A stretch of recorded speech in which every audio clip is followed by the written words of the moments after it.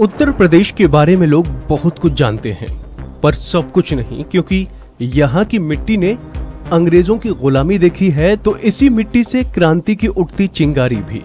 यहाँ भगवान राम ने जन्म लिया है, तो भगवान श्री कृष्ण इसकी मिट्टी में खेले हैं।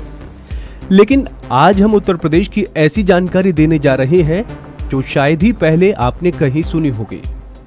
दरअसल सन 1950 से पहले उत्तर प्रदेश अस्तित्व में ही नहीं था। जी हाँ, सन 1950 में इस राज्य का नाम उत्तर प्रदेश पड़ा। उससे पहले उत्तर प्रदेश यूनाइटेड प्रोविंस के नाम से जाना जाता था।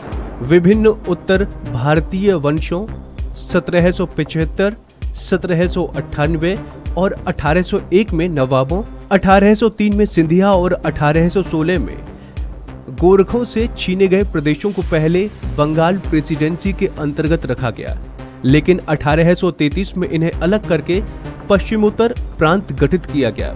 1856 ईस्वी में कंपनी ने अवध पर अधिकार कर लिया और आगरा एवं अवध संयुक्त प्रांत, जो वर्तमान में उत्तर प्रदेश की सीमा के स्वरूप के नाम से, इसे 1877 ईस्वी में पश्चिमोत्तर प्रांत में मिला लिया गया था। 1902 ईस्वी में इसका नाम बदलकर संयुक्त प्रांत कर दिया गया। सन 1902 में नॉर्थ वेस्ट प्रोविंस का नाम बदलकर United province of Agra and Awadh कर दिया गया। साधारण बोलचाल की भाषा में इसे यूपी कहा गया। सन 1920 में प्रदेश की राजधानी को इलाहाबाद से लखनऊ कर दिया गया। प्रदेश का उच्च न्यायालय इलाहाबाद ही बना रहा और लखनऊ में उच्च न्यायालय की एक न्यायपीठ स्थापित की गई। 1950 में नए संविधान के लागू होने के साथ ही 12 जनवरी सन 1950 को इस संयुक्त प्रांत का नाम उत्तर प्रदेश रखा गया और ये भारतीय संघ का राज्य बना। उत्तर प्रदेश का अधिकतम हिस्सा अवध राज्य के अधीन था। अवध यानी आज का मध्य उत्तर प्रदेश का हिस्सा। इस हिस्से में लखनऊ से फैजाबाद तक का भूभाग आता था।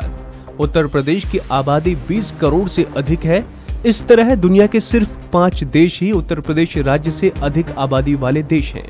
ये 5 देश हैं चीन, संयुक्त राज्य अमेरिका, इंडोनेशिया, ब्राजील और स्वयं भारत। उत्तर प्रदेश की जितनी आबादी है उतनी आबादी में समूचे ऑस्ट्रेलिया महाद्वीप में भी नहीं है।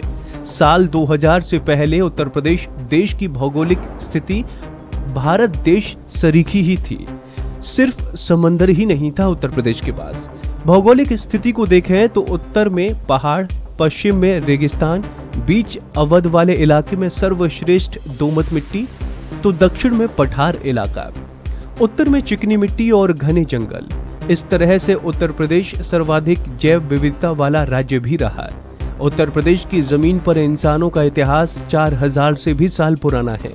कहा जाता है कि आर्यों को उत्तर प्रदेश की मिट्टी से बेहतर मिट्टी कहीं नहीं मिली और वो यहीं बस गए। यहीं उन्हें गंगा का पानी भी भा गया। इतिहास की बात करें तो प्राचीन समय में भारत देश 16 महाजनपदों में बटा था। इनमें से 7 महाजनपद उत्तर प्रदेश की धरती पर थे। उत्तर प्रदेश की धरती से ही बौद्ध और जैन धर्म समूची दुनिया में फैले।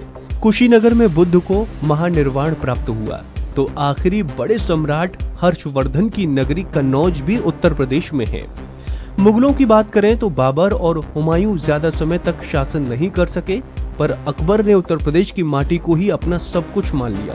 अकबर ने इलाहाबाद, फतेहपुर सीकरी में किले बनवाए, तो उसकी नींव पर मुगल वंश सैकड़ों सालों तक मजबूत बना रहा। उत्तर प्रदेश की धरती हमेशा से सोना उगलने वाली रही। अंग्रेजों को इस सोने की खान की जानकारी थी, तभी तो उन्होंने बंगाल हाथ में आने के बाद उत्तर प्रदेश पर कब्जे के लिए अपना सब कुछ झोंक दिया। उत्तर प्रदेश ने देश को सर्वाधिक प्रधानमंत्री दिए हैं। कहा जाता है कि दिल्ली के सत्ता की राह उत्तर प्रदेश से होकर गुजरती है। जवाहरलाल नेहरू, लाल बहादुर शास्त्री, इंदिरा गांधी, चौधरी चरण सिंह, राजीव गांधी, वीपी सिंह, चंद्रशेखर, अटल बिहारी वाजपेयी और अब प्रधानमंत्री नरेंद्र मोदी। कुल 14 में से 9 प्रधानमंत्री उत्तर प्रदेश की धरती से आए।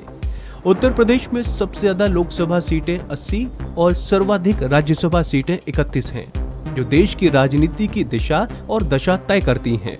उत्तर प्रदेश की विधानसभा सदस्यों के लिहाज से देश की सबसे बड़ी विधानसभा है। उत्तर प्रदेश की विधान परिषद में कुल 10 सदस्य हैं। उत्तर प्रदेश की विधानसभा और विधान परिषद में भारत देश के संसद की तरह ही एंग्लो इंडिया के लिए सीटें आरक्षित हैं। विधानसभा और विधान परिषद में एक सीटें आंग्ल भारतीयों के लिए सुरक्षित हैं। उत्तर प्रदेश ही तमाम बोलियों की शुरुआत की जमीन है। ब्रज और अवधी के साथ ही 40 अन्य बोलियां उत्तर प्रदेश में बोली जाती हैं। उत्तर प्रदेश से ही निकला कथक नृत्य समूची दुनिया में अपनी पहचान रखता है। तो ऐसी ही तमाम अपडेट्स के लिए आप बने रहिए वन इंडिया हिंदी के साथ।